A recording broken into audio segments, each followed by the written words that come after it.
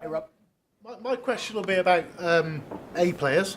If you've got somebody on your team who you rely on, they're an absolutely crucial member of staff in some ways, and you know that if you didn't have them, your business would be in a worse position, and they came to you and said, I want more money, how do you approach that one? What's your I think it standard? depends whether you can A, afford more money, or B, equity. So it depends on the part of the cycle of the business. So, you know, okay, my main company is still Gems TV, although we've sold most of the shares to the employees. You know, top presenters come and ask for more money. I've got no choice because I lose them and they make a huge, you know, we've got 24 TV presenters and the top ones earn, you know, disproportionately than most of them. So there you have, and we can afford it. So there you do sit them down and you talk about how you reward them in a way that is private, because you don't want the whole team knowing, you know, how disproportionate it becomes, because that can be demoralising. But if you're in a position where you can do equity and you're happy to do equity, and it's the right person, don't get me wrong, I've got people that work for Gems that they've got the equity and don't realise it, or they realise it because we keep telling them, but they don't really see the benefit. It's really weird, actually, that the equity sometimes, to certain people, that makes no difference whatsoever. In fact, for some, it's a bit of a negative. So it depends on who it is, whether you can afford it, but also remember that money isn't the main reason why most people go to work. So we're all a bit different because we all own companies. In fact, no, I'm not different, because actually it's not about the money anymore. First, we'll find out what really motivates them. And if they are the lifeblood of the company, you've got to find a way of retaining them. But that retention might not be cash, might not be equity. It just might be something else. But yeah. Have you got any examples, Steve, of when it has been something else? Because I think Steve said something that's important there, which is I've made the mistake, I don't know if you've done this, Steve, of believing that everybody's like me, so therefore motivating them by more money or equity, and it's not worked. Can you think of any examples where you've really engaged somebody or kept them by doing something other than money or equity, where you've done anything weird and wonderful? Or how do you show them the appreciation, I suppose, or other things? Yeah, it's a good question, because my memory is pretty appalling, and my wife reminded me recently that one of the problems we've had over the years, because my wife's much smarter than me, a lot younger but a lot smarter, and I used to think it was about getting much closer to people, as in taking them away on holiday, taking them sailing, you know, doing things with them.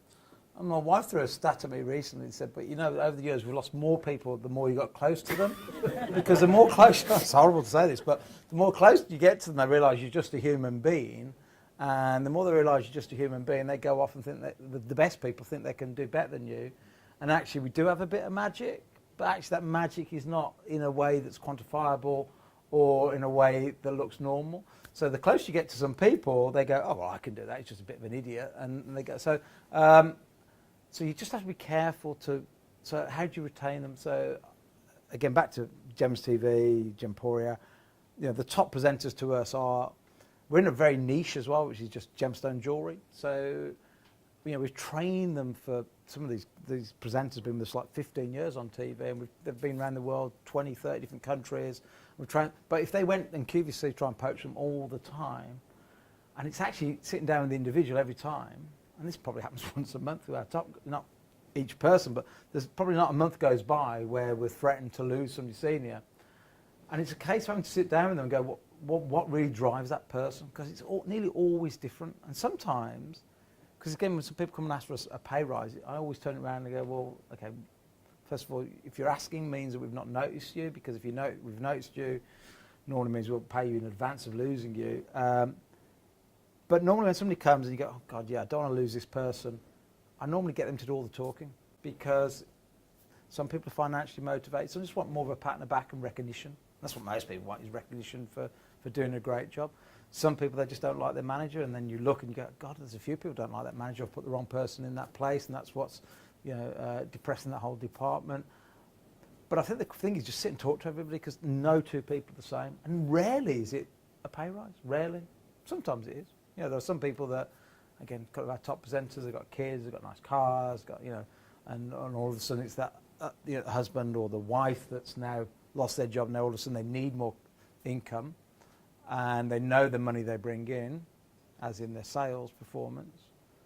But sometimes, again, being too open, we're a very open company, is about performance. We have to be, because they own 75% about performance every month. But also, and they look at their salespeople, look at their sales figures, and they forget the costs. So they go, I made this much gross margin, and you're paying me this much. But they forget all the costs in between. So there's a lot of talking and backwards and forwards. But I don't think any two people, to wrap up the answer to your question, I don't think any two people are the same, but it has to be that conversation.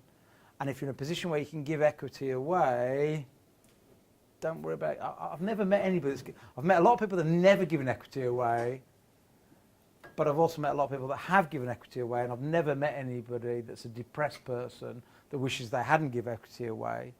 But I've met a lot of people that have gone bust. They go, if only I'd given a little bit away to get people to buy into it. But again, equity doesn't mean the same to everybody. Very good. Thanks, Rob.